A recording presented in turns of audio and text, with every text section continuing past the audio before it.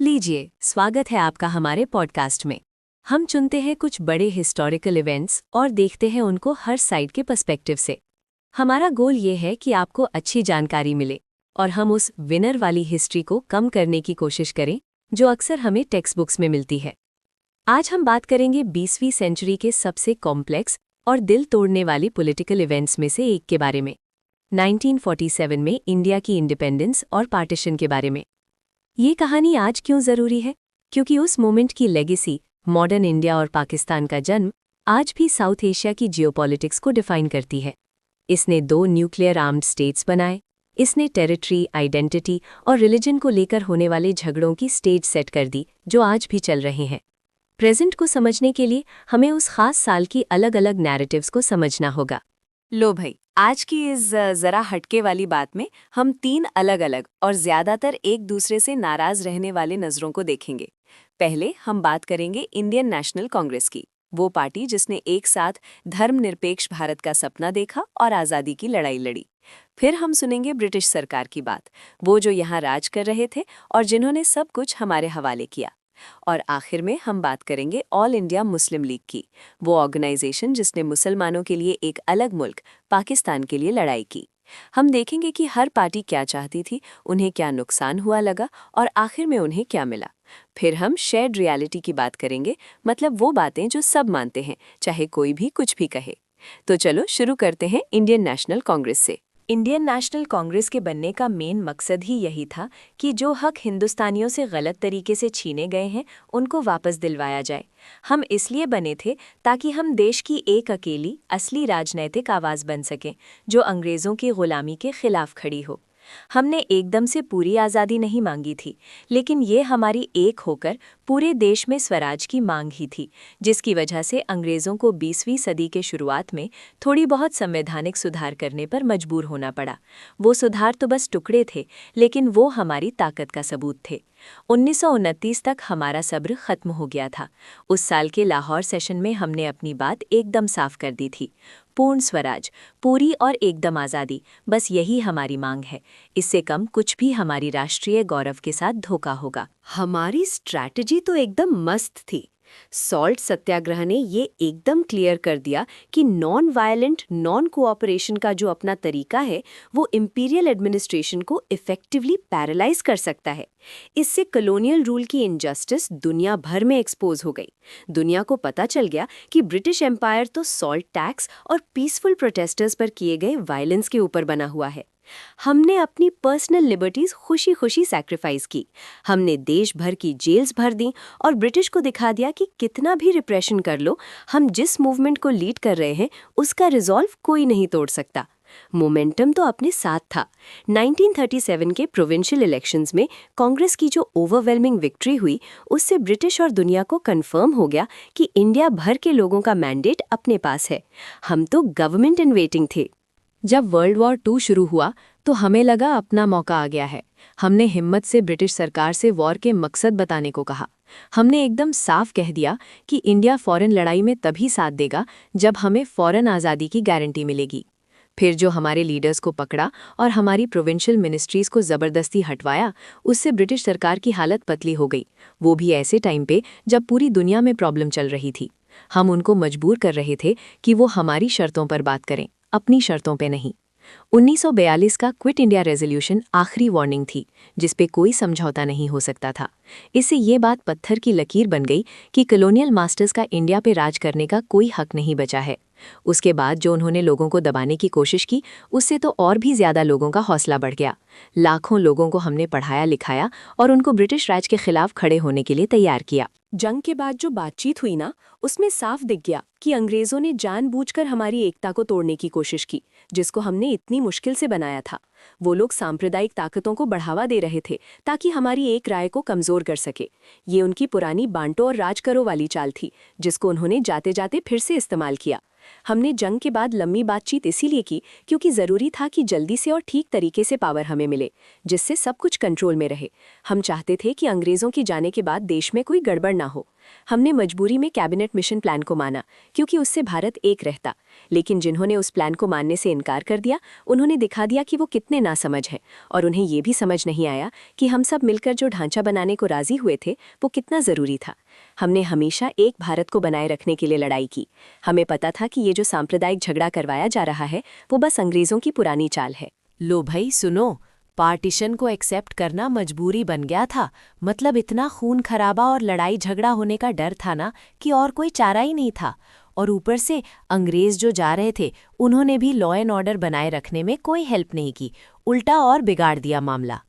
ये जो 1947 का इंडिपेंडेंस एक्ट था ना, ये कोई अंग्रेज़ों ने हमको दान में नहीं दिया था। ये तो हमारी 70 साल की लगातार पॉलिटिकल और मॉरल लड़ाई का नतीजा था, जिसको उन्होंने लीगली मान लिया। हमने जीती थी वो जंग। और जैसे ही वो लोग गए, हमारे लीडर्स ने फटाफट बागडोर संभाल ली। जो भी पुराना सिस्टम था उसको बढ़िया से अपने हाथ में ले लिया, कोई दिक्कत नहीं होने दी। और सबसे पहला काम जो हमने जीतते ही किया वो था ये रियासतों को इंडिया में मिलाना। अंग्रेज़ों ने तो जानबूझकर इंडिया को टुकड़ों में छोड़ दिया था ताकि हम लड़ते रहें, लेकिन हमने सबको साथ में लेकर एक मजबूत इंडिया बनाया। हाँ, स्वतंत्रता का वो पल हमारी लड़ाई का सबसे शानदार नतीजा था। पावर पूरी तरह से और आखिर में देश के असली लीडर्स के हाथों में आ गई थी। स्वराज मिलने के बाद हमारा जो लास्ट हिस्टोरिक काम था वो तुरंत शुरू हो गया, कॉन्स्टिट्यूशन बनाना। इसने जस्टिस, लिबर्टी और इक्वालिटी की गारंटी दी, जो हमने उन लाखों लोगों से वादा किया था जिन्हें हमने आज़ादी तक पहुंचाया। हम थे और हैं इंडिया के असली वारिस। चलो अब टॉपिक बदलते हैं और ब्रिटिश गवर्नमेंट की पर्सपेक्टिव देखते हैं, जिसको आमतौर पर हिज मैजेस्टीज़ गवर्नमेंट या HMG लंदन में और उन ऑफिसर्स के रूप में जाना जाता था जो इंडिया में ब्रिटिश राज चला रहे थे। ग्लोबल युद्ध के बाद ब्रिटिश गवर्नमेंट का मेन फोकस सीधा था। हमें युद्ध की वजह से आए हुए बहुत बड़े फाइनेंशियल बोझ को मैनेज करना था, साथ ही साथ अपने सबसे बड़े इंपीरियल एसेट इंडिया को स्टेबल भी रखना था। ये तो साफ था कि जिम्मेदारी वाली सेल्फ गवर्नमेंट का वादा, जो कि 1900 के शुरुआत से हमारा लंबे समय का पॉलिसी गोल था, अब जल्दी पूरा करना ज़रूरी था। ये लंदन में वॉर के बाद जो पॉलिटिकल और इकोनॉमिक हालात थे उसकी वजह से करना पड़ा। अब हम राज का मिलिट्री और एडमिनिस्ट्रेटिव खर्चा नहीं उठा सकते थे। लेकिन अलग अलग पॉलिटिकल ग्रुप्स की तुरंत और अकेले निकलने की जो डिमांड थी वो रियलिटी को इग्नोर कर रही थी। वो उस बड़े एडमिनिस्ट्रेटिव और सिक्योरिटी स्ट्रक्चर को इग्नोर कर रही थी जो सिर्फ ब्रिटिश राज ही संभालता था। अगर हम ऐसे ही चले जाते तो पूरा स्ट्रक्चर ढह जाता। हमने 1946 में कैबिनेट मिशन भेजा। उनको साफ इंस्ट्रक्शन दिया गया था कि पावर का स्टेबल और यूनिफाइड ट्रांसफ़र करवाना है। हम ये पक्का करना चाहते थे कि हमारी गवर्नेंस की विरासत कहीं खाउस में ना बदल जाए। हम चाहते थे कि एक स्ट्रॉन्ग और यूनिफाइड इंडिया हमारा स्टेबल अलाई बने। ये जो मिशन था, जिससे हम सोच रहे थे कि एक टिकाऊ समझौता हो जाएगा, वो बुरी तरह से फेल हो गया। इससे जो बड़ी बड़ी पार्टियां थीं, उनके लीडर्स पर बहुत गुस्सा आया। उन्होंने देश को एक रखने की बजाय अपनी अपनी जात पात वाली सोच को ऊपर रखा। एक दूसरे के साथ बिल्कुल भी मिलकर काम करने को तैयार नहीं थे। असलियत तो ये थी कि मुस्लिम लीग अड़ी हुई थी कि उन्हें तो अलग मुल्क चाहिए। इससे ये साफ हो गया कि एक यूनाइटेड इंडिया बनाना अब मुमकिन नहीं है, पॉलिटिकली बिल्कुल नहीं। भले ही हम यही चाहते थे, लेकिन हमें हकीकत का सामना करना था, जो ज़मीन पर हो रहा था, ना कि अपने मन की करनी थी। फिर वो डायरेक्ट एक्शन डे हुआ और उसके बाद जो दंगे हुए उसे एकदम साफ हो गया, बुरी तरह से समझ आ गया। हमारी जो हुकूमत थी, भले ही उसमें बहुत खर्चा हो रहा था, वही बस एक दीवार थी जो लोगों को एक दूसरे को मारने से रोक रही थी। जैसे ही हमने शांति बनाए रखना छोड़ा, वो एक दूसरे को मारने लगे। ब्रिटिश सरकार को इसलिए 1947 की शुरुआत में एक पक्की तारीख तय करनी पड़ी कि कब वो यहाँ से जाएंगे। ये ज़रूरी था ताकि जो अड़ियल लोकल लीडर्स थे वो टालमटोल करना बंद करें और समझें कि अब उनकी कितनी बड़ी जिम्मेदारी आने वाली है। लॉर्ड माउंटबैटन को खास पावर्स के साथ भेजा गया ताकि वो पूरा प्रोसेस जल्दी करवा सकें। उनको खास तौर पर यह काम सौंपा गया था कि वो ये देखें कि सत्ता आराम से ट्रांसफ़र हो और जो नए देश बन रहे हैं वो हमारे दोस्त बने रहें, और बढ़िया तो ये है कि वो कॉमनवेल्थ में ही रहें। हमारे ऊपर सबसे बड़ा एडमिनिस्ट्रेटिव बोझ ये था कि हमें इंडियन आर्मी और सिविल सर्विसेज को जल्दी से बांटना था, क्योंकि वो बहुत मिले हुए थे। ये वो काम थे जो नई सरकारें खुद से संभालने के लिए बिल्कुल भी तैयार नहीं थीं। हमने जो ज़मीन बांटने का फैसला लिया, ये सॉल्यूशन हमें बिल्कुल पसंद नहीं था। हम तो चाहते थे कि एक ही देश रहे, पर ये एक ज़रूरी पॉलिटिकल सैक्रिफाइस था। ये कांग्रेस और लीग के कभी ना मिटने वाले झगड़ों की वजह से ज़रूरी हो गया था। अगस्त 1947 तक ट्रांसफ़र की तारीख को आगे बढ़ाना एक सोची समझी चाल थी। ये इसलिए ज़रूरी हो गया था क्योंकि लॉ एंड ऑर्डर की हालत बहुत बिगड़ रही थी और हमारे बचे खुचे सैनिक संभाल नहीं पाते। इससे पहले कि हम पूरी तरह से सिविल वॉर में फंस जाते, हमें निकलना ही था। हमने दोनों नए डोमिनियन के लिए एडमिनिस्ट्रेटिव सिस्टम बनाने में पूरी जान लगा दी। पार्लियामेंट से ज़रूरी कानून भी रिकॉर्ड टाइम में पास करवा लिए ताकि लीगली और इंटरनेशनली भी ट्रांजिशन ठीक से हो सके। बाउंड्रीज का जल्दी जल्दी में सिर्फ ज्योग्राफी के हिसाब से बंटवारा, मतलब रेड क्लिफ लाइन, वो करना पड़ा क्योंकि हालात ही ऐसे थे। लोकल पॉलिटिक्स में तुरंत सॉवरेनिटी बांटने की डिमांड थी। हमसे लाइन मांगी गई और हमने लाइन खींच दी। आखिरी कुछ महीनों में हमारी मिलिट्री की सबसे बड़ी चिंता ये थी कि अपने लोगों को सुरक्षित और ठीक से कैसे निकाला जाए, जो दोनों तरफ से बढ़ते खतरे के बीच अपनी ड्यूटी कर रहे थे। लो भाई, आखिरी एडमिनिस्ट्रेटिव जीत ये थी कि जो इतनी बड़ी इंडियन आर्मी थी उसको स्टेबल और लॉयल रखा जाए। वो एकदम प्रोफेशनल रही और रेडी थी दो अलग अलग नेशनल फोर्सेस में बंटने के लिए, जो हमने कमांड स्ट्रक्चर बनाया था उस हिसाब से। इससे सब कुछ चलता रहा, कंटिन्यूटी बनी रही। हमने ये भी पक्का किया कि जो पॉलिटिकल कंट्रोल है वो आराम से बिना किसी गड़बड़ के जो अंतरिम सरकारें बनी थी उनको ट्रांसफ़र हो जाए। जो हमने कई पीढ़ियों से जिम्मेदारी उठाई थी उसको हमने पूरी तरह से निभा दिया। और तय किए हुए दिन पर हमने ऑफिशियली राज की सारी पावर छोड़ दी, ये पक्का करते हुए कि दो ढंग से चलने वाले लीगल देश बन जाए जो दुनिया में माने जाए। हाँ, ये ज़रूर है कि जो इतनी बड़ी रेफ्यूजी क्राइसिस हुई और जो खून खराबा हुआ ट्रांसफ़र के तुरंत बाद, वो दुखद था, लेकिन वो सीधे सीधे इन नई सरकारों की नाकामी का नतीजा था। वो पार्टीशन तो चाहते थे, पर जो लोगों का इधर उधर जाना था उसको संभाल नहीं पाए। हमने तो बस ढांचा दिया था, उन्होंने बाद में सब गड़बड़ कर दिया। लो भाई, अब हम बात करते हैं ऑल इंडिया मुस्लिम लीग की और उनके लीडर मोहम्मद अली जिन्ना की नज़रों से। ये कहानी है उस आंदोलन की जिसने पाकिस्तान बनाया।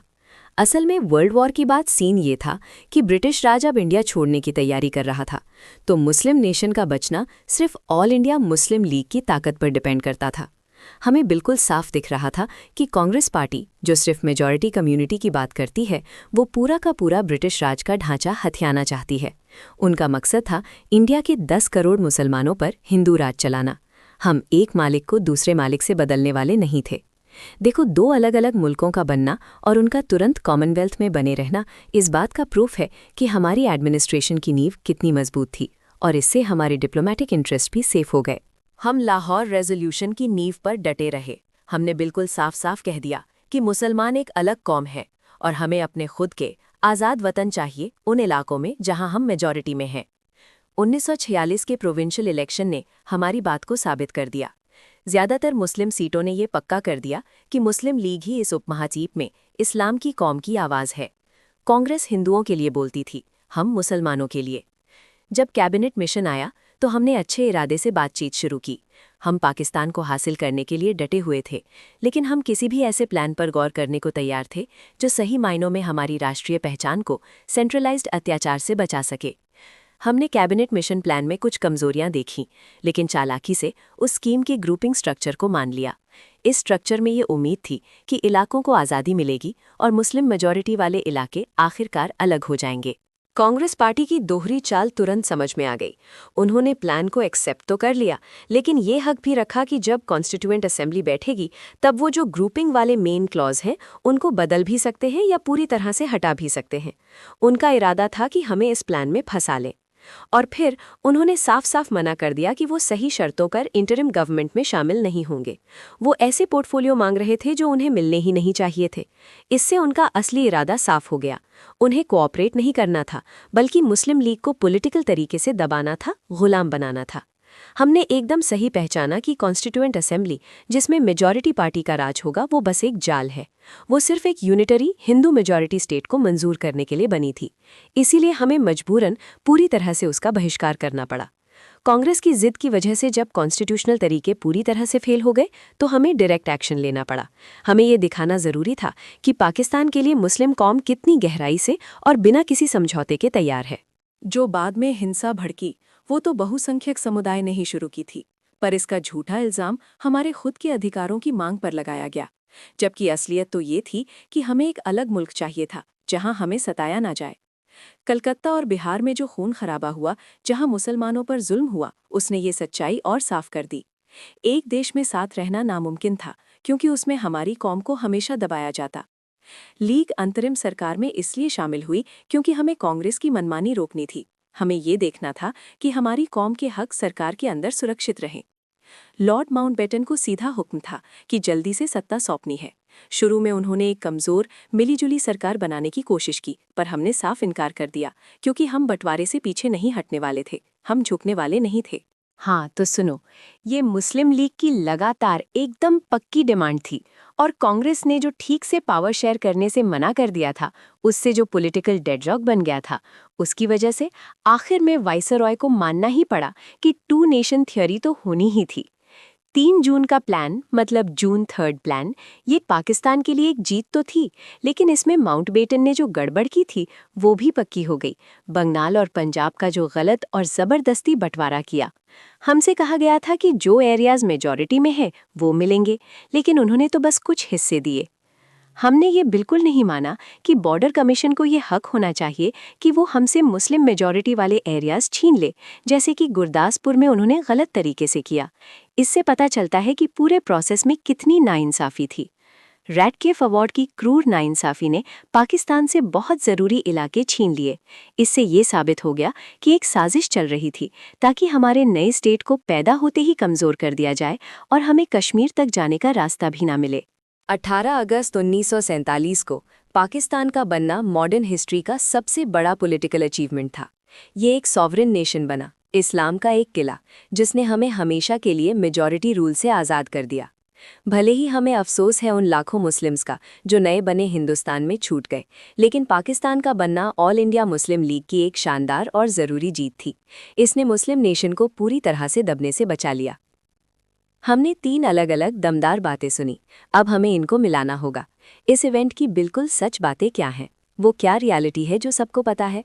सबसे पहली बात, सब मानते हैं कि वर्ल्ड वॉर 2 के बाद ब्रिटिश एम्पायर इतना थक गया था कि पावर ट्रांसफ़र करना ज़रूरी हो गया था। ब्रिटिशर्स अब और रुक नहीं सकते थे और इंडियन गुट उन्हें रुकने नहीं देते। दूसरा, मेन झगड़ा ये था कि कांग्रेस का एक पॉइंट था कि एक ही देश होना चाहिए, सब लोग मिल के रहो आज़ादी के बाद, लेकिन मुस्लिम लीग बोल रही थी कि नहीं, धर्म के नाम पे 2 अलग देश चाहिए।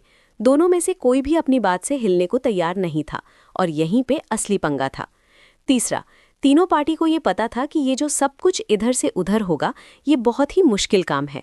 अंग्रेज़ों को भी समझ आ गया था कि आर्मी और सरकारी नौकरी करने वालों को बांटना आसान नहीं है, ऐसा पहले कभी नहीं हुआ था। कांग्रेस और लीग बातें तो बड़ी बड़ी कर रही थी, पर जब असल में सरकार चलाने की बारी आई तो समझ आया कि ये कितना मुश्किल है, सब कुछ कितना बिखरा हुआ है। चौथा, 1946 का कैबिनेट मिशन फेल हो गया, और तभी समझ आ गया था कि अब इंडिया एक नहीं रह सकता। कांग्रेस और लीग एक दूसरे को बोल रहे थे कि तुम्हारी वजह से प्लान फेल हुआ, पर नतीजा वही हुआ, अब एक साथ रहना पॉसिबल नहीं था।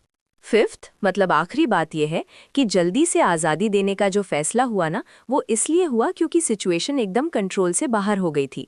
ब्रिटिशर्स ने बोला कि उनसे ये जो कम्युनल वायलेंस हो रहा है वो कंट्रोल ही नहीं हो रहा।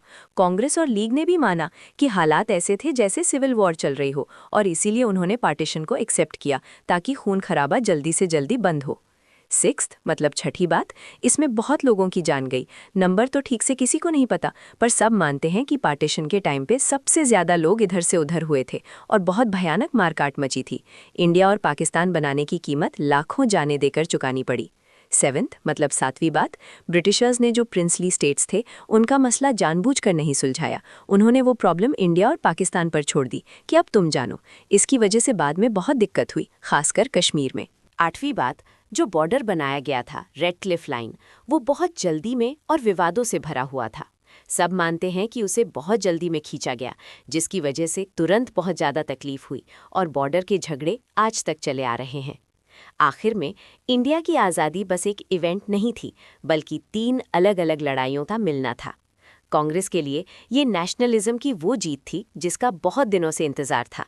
अंग्रेज़ों के लिए ये साम्राज्य का वो ज़रूरी, भले ही थोड़ा मेसी अंत था। और मुस्लिम लीग के लिए ये एक होमलैंड का सक्सेसफुल क्रिएशन था, चाहे वो बहुत दर्द और ज़मीन के नुकसान से ही क्यों ना बना हो। जो बच गया है वो ये सच्चाई है। अगस्त 1947 में ग्लोबल हिस्ट्री का एक नया चैप्टर लिखा गया था, और दुनिया आज भी उसके पन्ने पढ़ रही है। इस एपिसोड में हमारे साथ जुड़ने के लिए शुक्रिया। उम्मीद है कि इंडिया की आज़ादी को लेकर अलग अलग नज़रों से देखने पर आपको इस ज़रूरी हिस्टोरिकल मोमेंट को बेहतर तरीके से समझने में मदद मिली होगी।